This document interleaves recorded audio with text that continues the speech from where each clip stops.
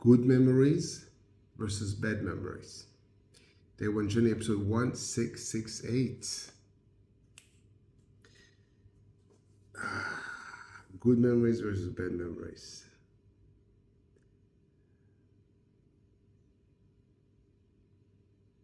I just had a conversation with a friend, thinking about different memories that we have from our childhood. Sometimes we can feel sad. We have a good memory. Yeah, it was very nice, but it's not there anymore. Maybe the person is not alive. Maybe the person is can't really communicate. So we kind of experience the sadness of,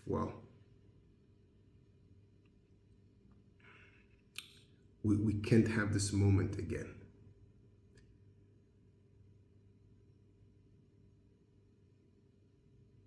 So I challenge myself and my friend with a question that's like, is it a good memory? Is it a bad memory? Like, so actually it's a good memory, the specific thing, being nostalgic about a very powerful moment that you had, whether your parents, your children, your friends.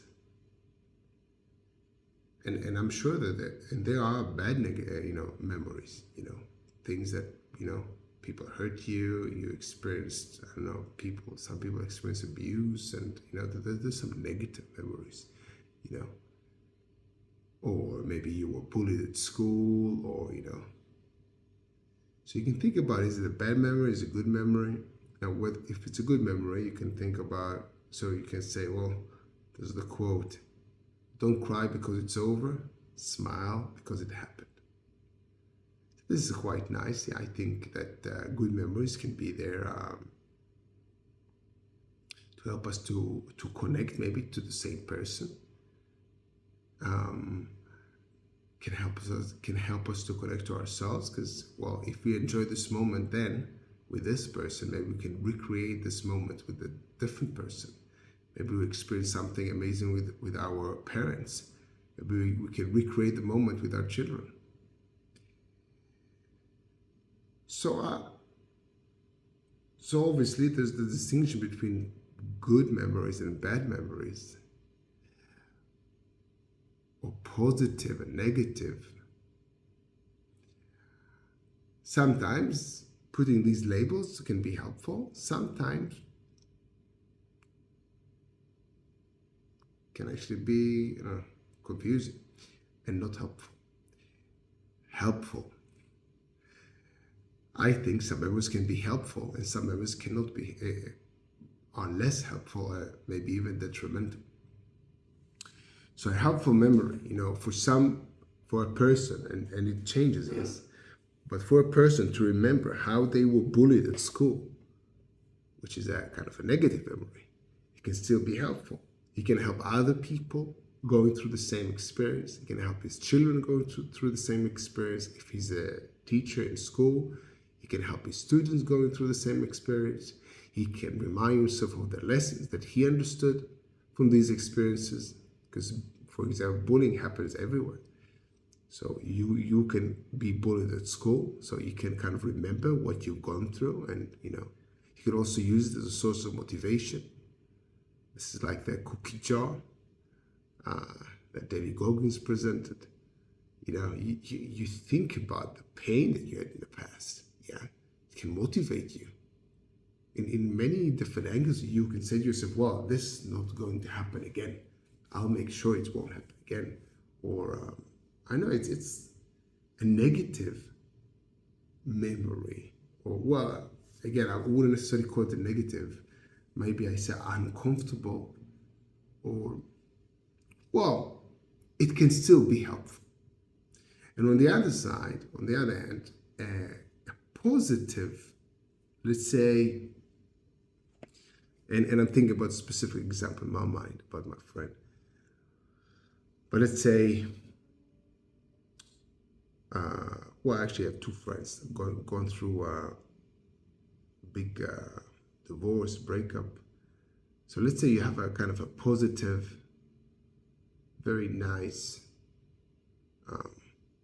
memory from the past with someone that you were in a relationship with. Actually, not thinking about even another example of another friend. Well, I can also think about myself. Yeah, I know that I'm not caught up in these emotions and these memories. So I do think about my friends. Either way, you have this kind of positive memory of something that you did with a person that you had a very serious relationship with. So it's like a positive thing. Well, is it? Well, so I'm challenging you to ask yourself, is it helpful? Because if this person, if you made the decision to move forward, to move on, to stop this relationship with this person for whatever reasons, and you don't want to retake this decision again and again, to remake this decision again and again, this memory might not be useful. It's probably not useful because it can start a loop, because it's kind of having this nostalgia about what happened. You want to go there, but you actually don't want to go there because you made a decision. Yeah, life is full of negative and positive. It's a cluster of so many things, you know. So you think about a person, you can always find good things about them and bad things about them, you know. So remind yourself all the positive things that you had with this person or with this experience, even though you made a decision not to go back. Is it helpful? It might be very detrimental. That's what I say. Sometimes sometimes you can let go. Letting go is good. Letting go means stop letting yourself float into these memories. Why? Because it brings you to this place that you actually didn't want to be. Well, you had such a good time with this specific one, yeah, but what about the context?